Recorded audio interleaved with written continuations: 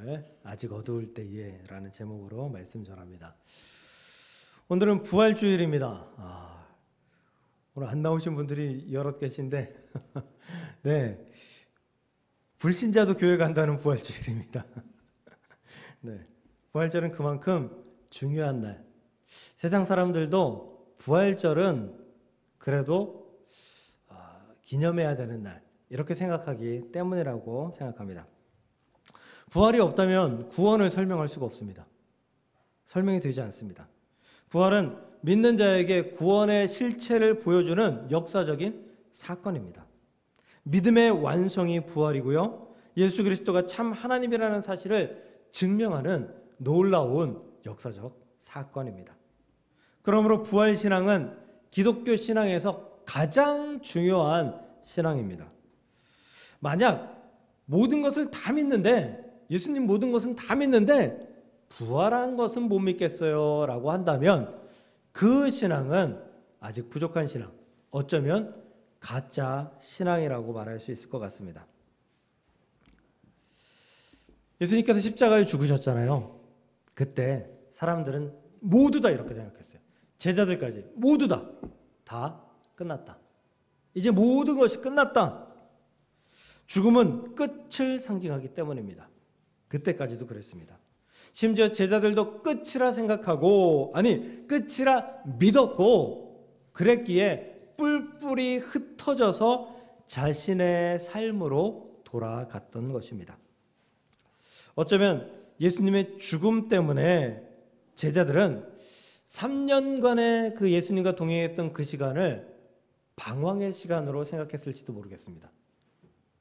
시간을 허비했다라고 생각했을지도 모르겠어요. 그리고 다른 사람들과 잘 어울리지 않고 자신의 삶을 살고 그리고 조용히 그냥 집에서만 있었을지도 모르겠습니다. 사람들 만나기가 싫었겠죠. 만나면 혀를 끌끌 찼을 테니까요. 베드로가 그렇게 살았습니다. 요한복음 21장 1절 2절 보면요. 그 후에 예수께서 디베랴 호수에서 또 제자들에게 자기를 나타내셨으니 시몬 베드로와 디두모라 하는 도마와 갈릴리 가나 사람 나다나엘과 세베대의 아들들 야고보와 요한이죠. 또 다른 제자들이 함께 있더니 베드로와 아이들 7명이 디베랴 호수 이게 로마에서 디베랴 호수라고 말하는데요. 우리가 알는 갈릴리 호수입니다. 갈릴리 호수에서 그러니까 옛날에 물고기 잡던 거기로 돌아가서 7명이 거기로 돌아가서 심지어 나타나엘까지 거기서 그냥 조용히 살고 있었다라는 의미예요. 끝났다, 끝이다 라고 생각했기 때문입니다. 그러나 우리가 알듯이 예수님의 죽음은 죽음으로 끝나지 않습니다. 할렐루야. 예수님의 죽음은 죽음 이후에 또 다른 삶이 있다라는 것을 우리에게 보여주시는 부활로 연결됩니다. 부활은 이전보다 더 큰 역사가 일어날 것을 예고하는 역사적인 사건입니다. 이제 제자들은 그 역사적인 사건 부활을 통해서 예수님을 다시 보게 될 것입니다. 그러므로 우리도 부활하신 예수 그리스도를 바라보며 그리스도의 놀라운 역사 가운데서 새로운 역사가 일어날 것을 확신하며 부활을 기대하고 부활을 바라볼 수 있는 우리 모두가 될 수 있기를 주님의 이름으로 간절히 축복합니다. 2002년 한일 월드컵 다 보셨죠? 아까 일부 때 우리 연희 청년에게 물어보니까 13살이었다라고 하더라고요. 저희 아들은 못 봤을 테고 제일 또 막내는 12살? 그때 우리가 16강에 올라가서 이탈리아랑 경기를 했습니다. 기억나시죠? 그 비에리라는 선수인가요? 그 선수한테 전반 18분에 골을 하나 얻어맞고 1대0으로 0대1로 끌려갔죠. 전반이 끝나도 후반이 시작돼도 후반 중반이 돼도 후반 종반이 되어도 0대1이었어요. 그러다가 후반 43분. 후반전에 몇 분까지 있죠? 모르는 여자분들이 있더라고요. 45분까지 있죠? 43분이니까 끝나기 2분 전이에요. 설기현 선수가 왼발로 찼는데 제가 보기엔 좀 잘못 맞았어요. 빗 맞았어요. 근데 그게 골이 됐어요. 난리가 났죠. 막. 정말 난리가 났습니다. 그런데 연장이 시작돼서 연장 후반 12분, 연장 후반 12분, 우리가 너무도 잘 알고 있는 그 반지에 키스하는 세리머니를 한 그 안정환 선수의 헤더골이 터져서 정말 그때는 골 딱 터지면 끝나는 거였거든요. 골든골이어서. 난리가 났습니다. 전국이 난리가 났어요. 저도 그때 그 카페에 있었나요? 밥집에 있었나요? 일부러 이렇게 스크린 큰데 그때 그런 거 많았잖아요. 그런 데 가서 친구들하고 같이 봤던 기억이 있는데 막 정말 난리가 났습니다. 뉴스를 보니까요. 그 뭐 광화문 뭐 이런 데 길거리에서 응원하던 사람들이 옆에 있는 사람들 남녀노소 상관없이 이 사람이 내가 아는 사람인지 모르는 사람인지 상관없이 막 부둥켜 안고 끌어안고 막 난리가 났더라고요. 막 눈물 흘리고. 그날 밤에 사람들이 그 여운을 더 만끽하기 위해서 계속해서 그 길거리를 다녔는데 차량들 위에 올라가가지고 차를 밟고 소리 지르고 차가 막 찌그러지고 그랬는데도 불구하고 차 찌그러지고 이런 것에 대해서 보상하지 않았다. 보상받지 않았다. 그만큼 기분 좋았다. 생각만 해도 막 웃음이 지어지는 그러한 사건입니다. 승리하면 그리고 예상치 못한 승리를 하면 그런 놀라운 기쁨이 우리 안에 다가와요. 그렇죠. 그냥 우리 자식이 아이가 대학에 입학했다 이것만 해도 놀라운 기쁨이 오잖아요. 그런데 부활입니다. 끝난 줄 알았던 죽음, 패배인 줄 알았던 그 예수님 앞에 부활이라는 승리가 다가왔다라는 거죠. 근데 우리가 아는 부활은 어떻습니까? 서로 부둥켜 안고 울면서 기뻐하고 막 이랬던 부활입니까? 아니죠. 조용했습니다. 심지어 그 부활을 아무도 몰랐습니다. 그 부활을 목격한 사람이 단 한 사람도 없어요. 그 부활의 기쁨을 나누었던 사람이 그 자리에 없었다라는 것입니다. 너무 조용했어요. 근데 예수님은 워낙 조용한 걸 좋아하셨던 것 같아요. 예수님이 공생에 3년 사는 동안 우리가 예수님의 말씀을 듣고 보고 할 때 어떤 느낌이셨어요? 차분하신 예수님. 사람들이 성전에서 돈 장사하고 막 물건 팔고 이때 성질 내신 가모로에는 사람이 아무리 많아도 예수님이 전하시는 그 말씀, 예수님이 있었던 그 모습, 자세 이런 것들은 굉장히 조용하고 근엄하고 온화하고 이런 모습으로 우리에게 다가오잖아요.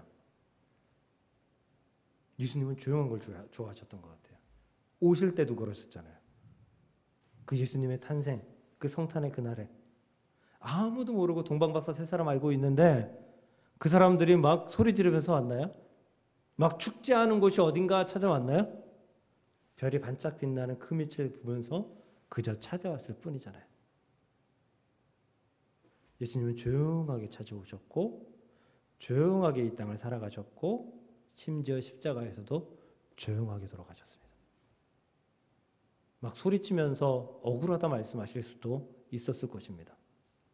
내가 하나님의 아들이다. 내가 하나님이다. 라고 완전히 계속 소리치면서 사람들에게 말할 수 있었습니다.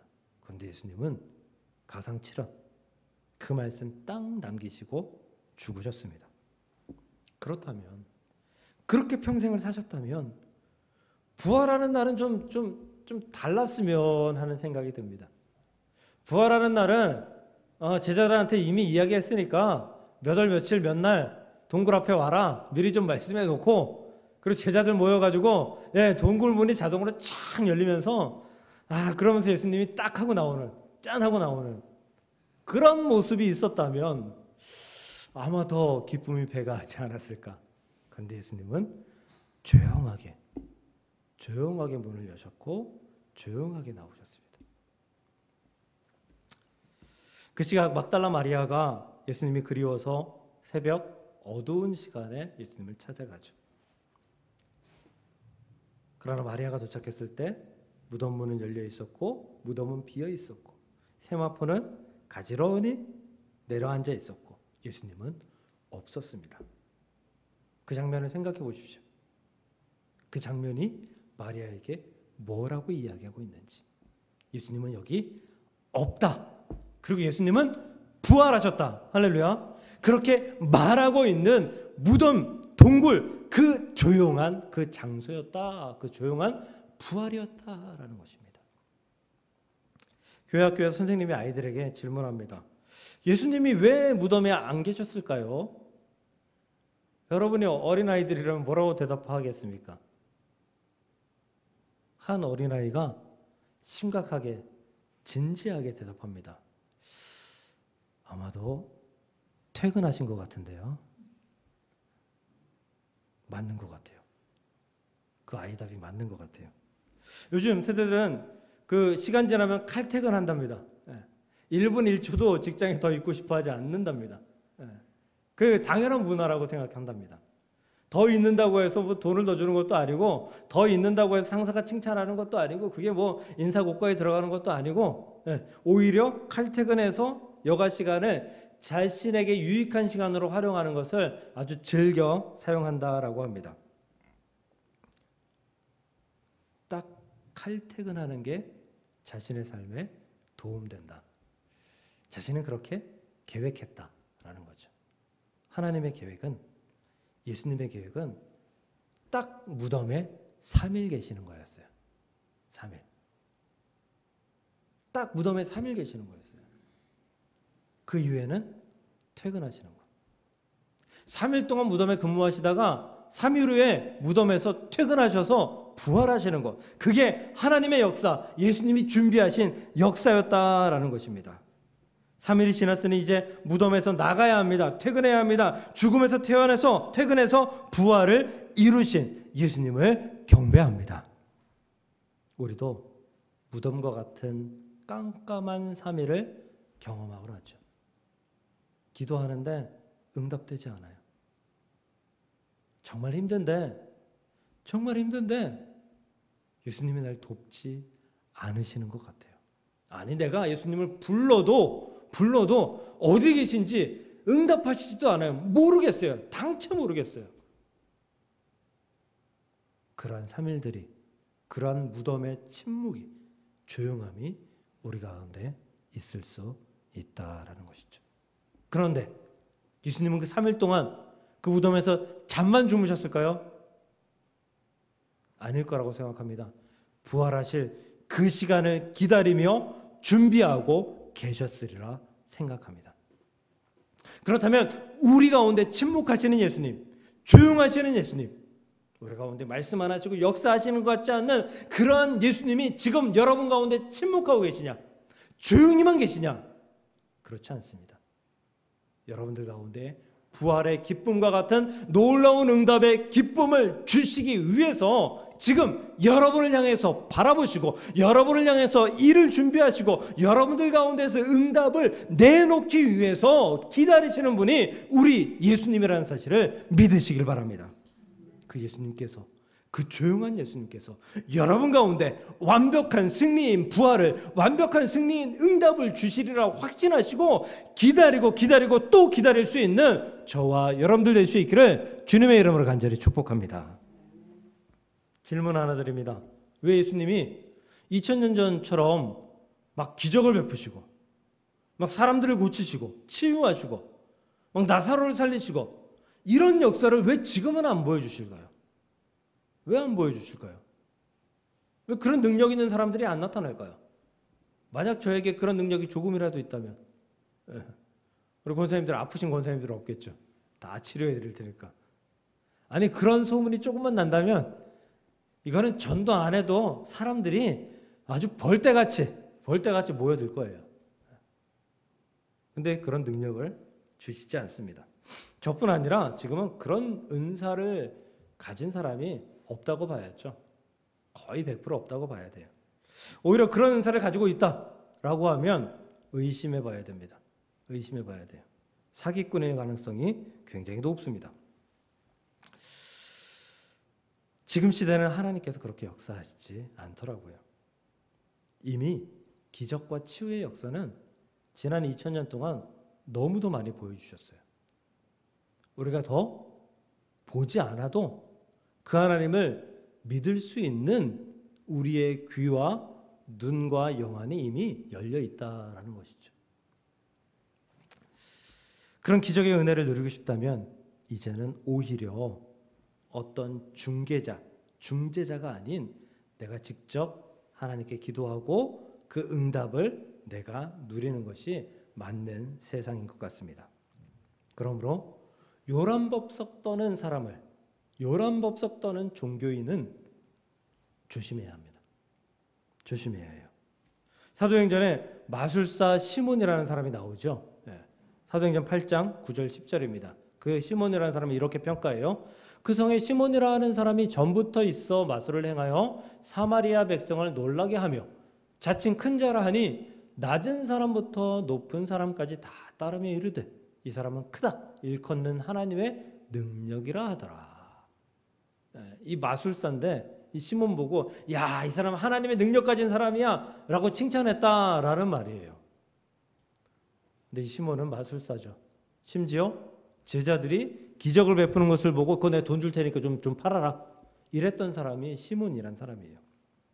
결코 하나님의 은혜 때문이 아닙니다. 빈수레가 요란한 법입니다. 왜요? 진리가 아니기 때문입니다. 내가 진리가 아닌데 진리인 척하고 싶어. 그러니까 나를 좀 믿어줘 라고 이야기해야 되기 때문에 요란할 수밖에 없습니다. 사람들을 현혹시켜야 하기 때문에 요란할 수밖에 없습니다. 그런데 우리 예수님은 이제 요란하지 않습니다. 잠잠하십니다. 조용하십니다. 왜? 예수님의 부활 자체가 진리이기 때문이죠.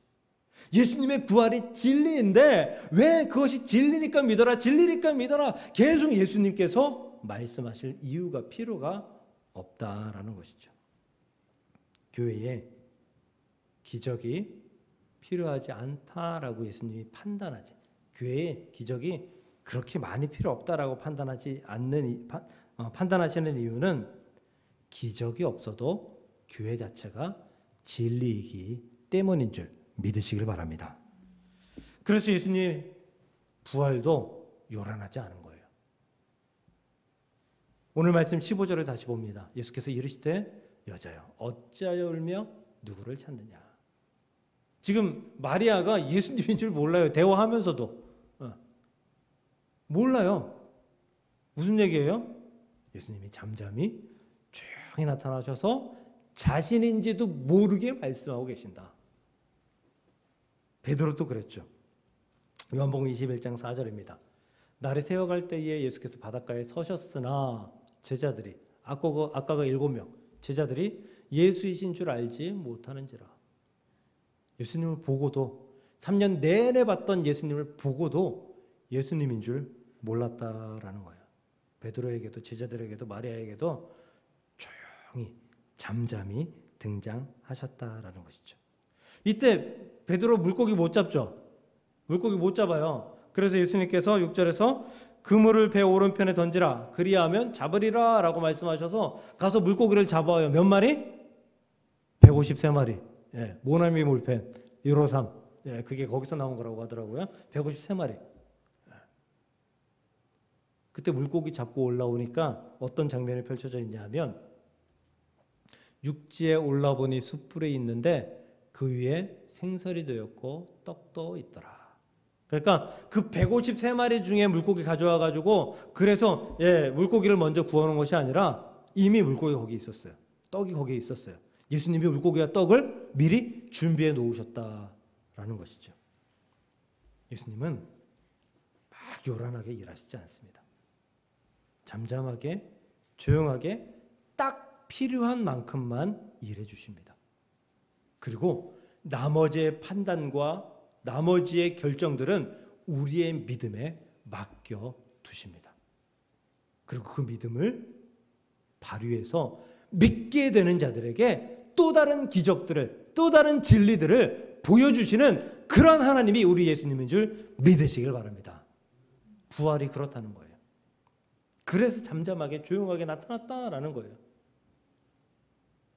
예수님께서 우리에게 진리를, 부활을 보여주셨기 때문에 우리는 믿음을 가지고 그 부활을 믿기만 하면, 믿게 되면, 그 부활을 깨닫게 되면 우리에게 그 부활이 진리로 다가온다라는 것입니다. 사랑하는 성도 여러분, 그러므로 잔잔하게, 조용하게, 잔잔한 호수처럼 다가오는 우리 예수님의 역사와 예수님의 은혜를 믿으시길 바랍니다. 받아들이시길 바랍니다. 깨달을 수 있는 영안이 열리시길 바랍니다. 깨달음으로 말미암아 그 놀라운 기적이, 그 놀라운 진리가 여러분들의 것이 될 수 있기를 주님의 이름으로 간절히 축복합니다. 근데 아무리 조용하고 아무리 잔잔해도 기쁜 건 기쁜 거예요. 우리 안에 기쁨이 표현되죠. 우리가 아까 찬양하는 것처럼, 찬양 드리는 것처럼 기쁨이 표현돼요. 나도 모르게 기쁨이 표현되는 것이 우리에게 느껴지는 참된 기쁨이다라는 거죠. 부활을 체험한 자는 기쁨을 표현할 수밖에 없습니다. 예수님의 부활을 처음 본 막달라 마리아는 그 기쁨을 주체할 수 없었죠. 그래서 막 달려가잖아요. 사람들한테 막 달려가잖아요. 요한복음 20장 18절, 막달라 마리아가 가서 제자들에게 내가 주를 보았다 하고, 이때 그냥 갔을까요? 달려갔겠죠. 정말 자신이 할 수 있는 한 최선을 다해서 달려갔을 거예요. 빨리, 조금이라도 빨리 전해야 되니까. 교회에서 아이들이 부활적 연극을 합니다. 예수님 역할을 맡은 그 아이가 무덤에서 나오는 장면에서 이렇게 해요. 짜잔 나오면서 짜잔 했어요. 예수님이 안 그랬겠죠? 안 그랬잖아요. 예수님은 안 그랬어요. 성경에 그런 대사도 없어요. 그렇지만 어쩌면 마리아가 부활하신 예수님을 깨닫게 된 순간, 아마 이전에는 그냥 동산지기로 보였는데 그 순간에 그 동산지기에 예수님의 몸에서 막 광채가 나게 보였을 수도 있어요. 마리아 눈에는 예수님이 짠 하고 나타났을 것 같이 그렇게 보였을 수도 있어요. 여러분들의 눈에는 예수님이 어떻게 보이십니까? 그게 여러분이 누리는 부활의 기쁨인 줄 믿으시길 바랍니다. 우리가 천국에 간다면, 천국에 가서 예수님을 만나면 어떻게 하실 거예요? 예수님을 보면 어떻게 하실 거예요? 잘 계셨어요? 네, 저 왔어요. 그리고 들어가실 거예요? 그럴 거예요? 저는 안 그럴 것 같은데요. 막 기뻐가지고 막 놀래가지고 내가 그렇게 보고 싶었던 예수님이 나를 이렇게 맞이해 주셨다고 막 기쁜 마음으로 막 예수님을 잡아보기도 하고 막 이런저런 횡설수설하면서 주절주절 되면서 그 기쁨을 막 표현할 것 같아요. 예수님 너무 귀찮으실 것 같아요. 왜? 오는 사람마다 그럴 테니까. 오는 사람마다. 그런데 그게 우리가 예수님을 바라보는 기쁨이에요. 그 표현이 그 기쁨의 전부가 될 수 있는 것입니다. 그러므로 사랑하는 성도 여러분, 2000년 전에는 조용하게 잔잔하게 우리에게 부활로 임하셨지만 지금은 우리는 부활을 바라보면 우리 안에 있는 놀라운 기쁨을 말해야 돼요. 표현해야 돼요. 온몸으로 표현해야 돼요. 우리가 가지고 있는 모든 삶으로 표현해야 된다라는 것입니다. 여러분의 기쁨의 표현이 부활이 그 기쁨의 표현으로 말미암아 부활이 점점 더 커지고 점점 더 놀라워진다는 사실을 믿으시고 여러분들이 할 수 있는 한 가장 큰 기쁨의 표현을 부활에 누리시길, 표현하시기를 주님의 이름으로 간절히 축복합니다. 말씀을 정리합니다. 부활의 주님은 죽음, 침묵, 조용한 가운데 일하셨습니다.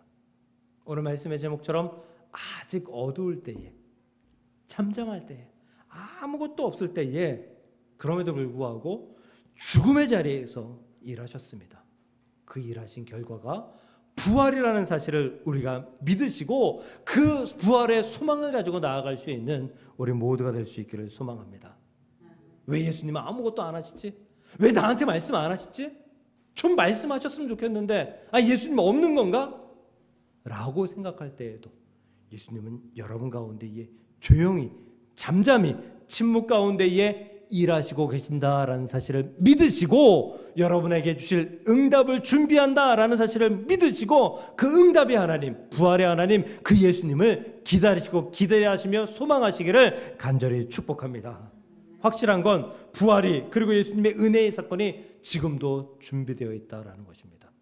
그러므로 그 부활, 그 은혜의 사건을 맞이할 때마다 우리가 할 수 있는 한 최대한의 기쁨을 표현하면서 예수님과 교제하고 교감할 수 있는 저와 여러분들이 될 수 있기를 주님의 이름으로 간절히 축복합니다.